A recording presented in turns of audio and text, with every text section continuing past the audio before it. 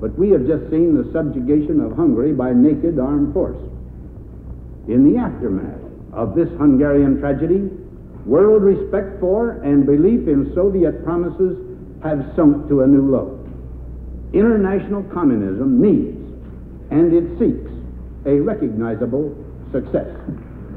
Thus, we have these simple and indisputable facts. The Middle East, which has always been coveted by Russia, would today be prized more than ever by international communism. The Soviet rulers continue to show that they do not scruple to use any means to gain their ends. The free nations of the Mideast need, and for the most part want, added strength to assure their continued independence. Now our thoughts naturally turn to the United Nations as a protector of small nations. Its charter gives it primary responsibility for the maintenance of international peace and security. Our country has given the United Nations its full support in relation to the hostilities in Hungary and in Egypt. Now the United Nations was able to bring about a ceasefire and withdrawal of hostile forces from Egypt because it was dealing with governments and peoples who had a decent respect for the opinions of mankind, as reflected in the United Nations General Assembly. But in the case of Hungary, the situation was different. The Soviet Union vetoed action by the Security Council to require the withdrawal of Soviet armed forces from Hungary. And it has shown callous indifference to the recommendations, even the censure, of the General Assembly. The United Nations, therefore, can always be helpful, but it cannot be a wholly dependable protector of freedom when the ambitions of the Soviet Union are involved. Now, under all the circumstances I have laid before you, a greater responsibility now devolves upon the United States. We have shown, this country has shown, so that none can doubt our dedication to the principle that force shall not be used internationally for any aggressive purpose, and that the integrity and independence of the nations of the Middle East should be inviolate. Seldom in history has a nation's dedication to principle been tested as severely as ours was tested during recent weeks. There is general recognition in the Middle East as elsewhere that the United States does not seek either political or economic domination over any other people. Our desire is a world environment of freedom, not servitude.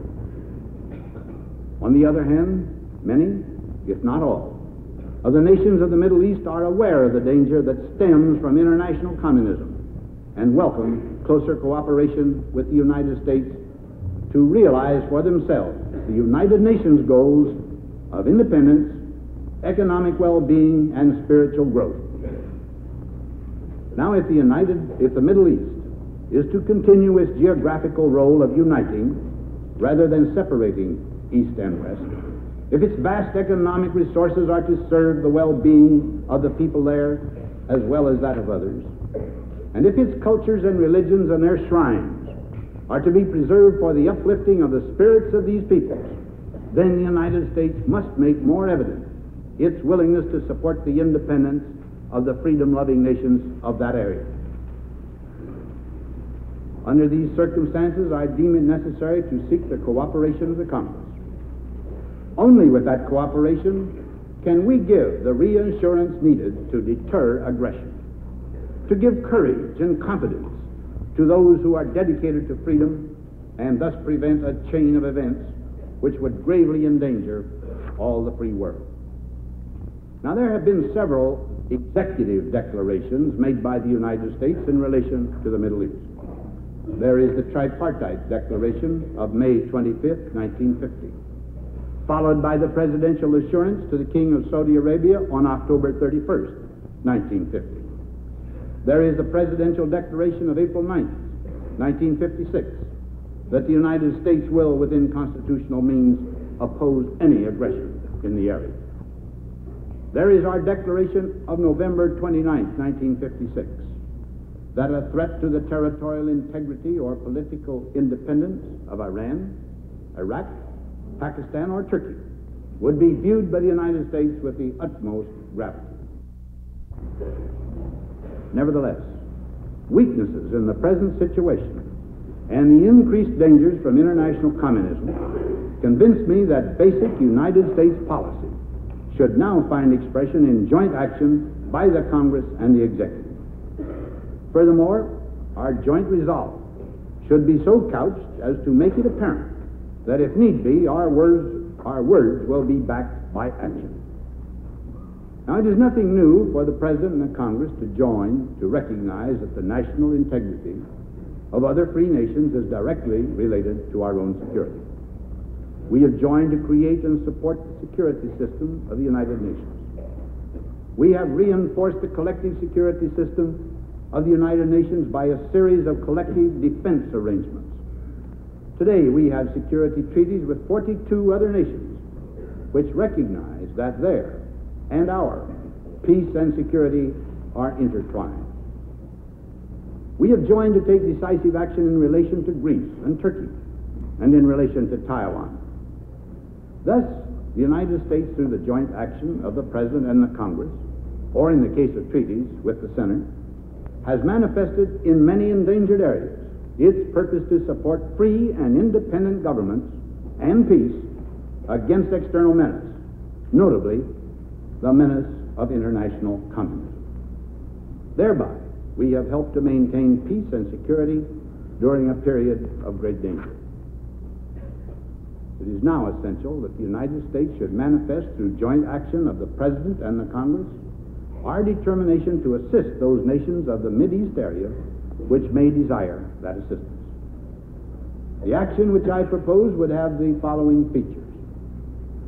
It would, first of all, authorize the United States to cooperate with and assist any nation or group of nations in the general area of the Middle East in the development of economic strength dedicated to the maintenance of national independence.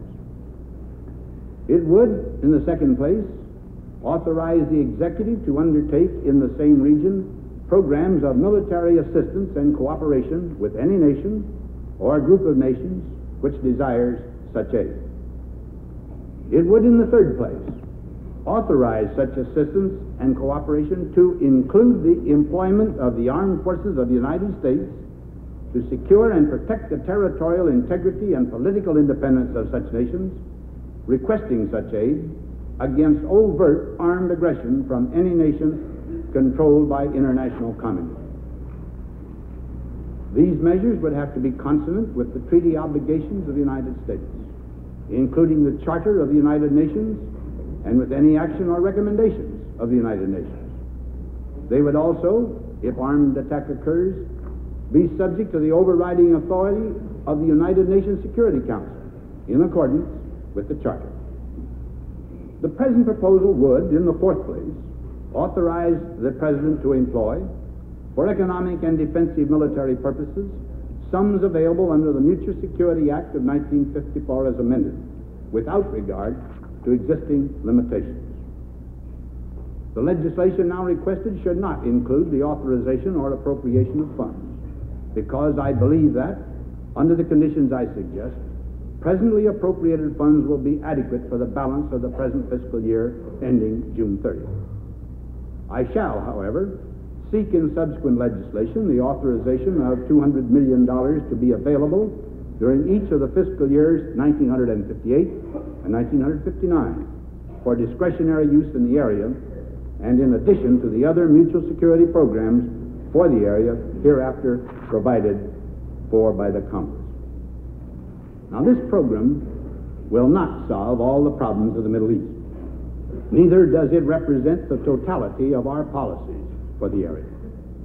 There are the problems of Palestine and relations between Israel and the Arab states and the future of the Arab refugees. There is the problem of the future status of the Suez Canal. These difficulties are aggravated by international communism, but they would exist quite apart from that threat. It is not the purpose of the legislation I propose to deal directly with these problems.